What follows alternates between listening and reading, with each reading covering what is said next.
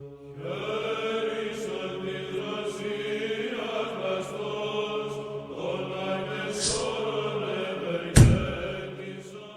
ime Oca i Sina i Svetoga Duha. Amin.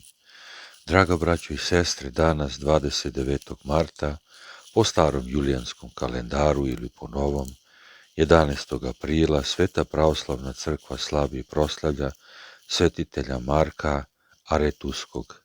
Njegovim molitvama, Gospode Isuse, Hriste Bože naš, pomiluj nas. Amin.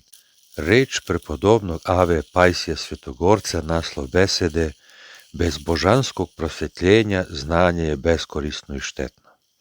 Rasuđivanje dolazi od božanskog prosvjetljenja.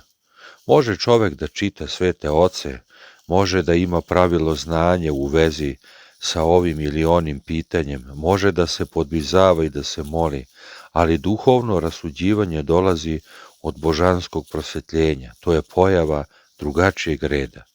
Ukoliko ljudi ne ištu božansko prosvjetljenje, sve što govore predstavlja plod njihovog neprosvjetljenog razuma, što potom prouzrokuje zbrku, a onda se drže simpozijumi i konferencije na kojima učestvuju oni koji još uvek duhovno nisu poznali sebe same.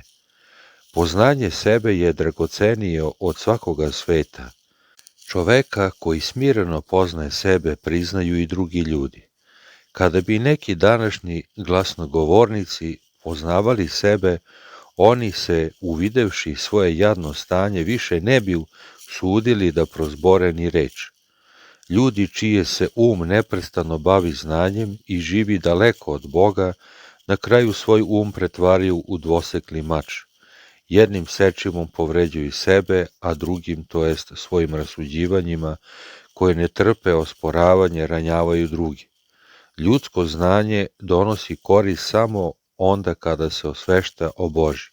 U suprotnom, ljudsko znanje nije ništa drugo do lukavost, racionalizam i svetovna logika. Takvi su današnji ljudi. Oni sve shvataju sa pozicija suvog racionalizma. Takav racionalizam je prava duhovna katastrofa, jer je kazano da razumsko znanje nadima. Ako u čoveku nema božanskog prosvjetljenja, onda je znanje beskorisno i razrušiteljsko. Bogu našem slava i hvala vavijek. Amin.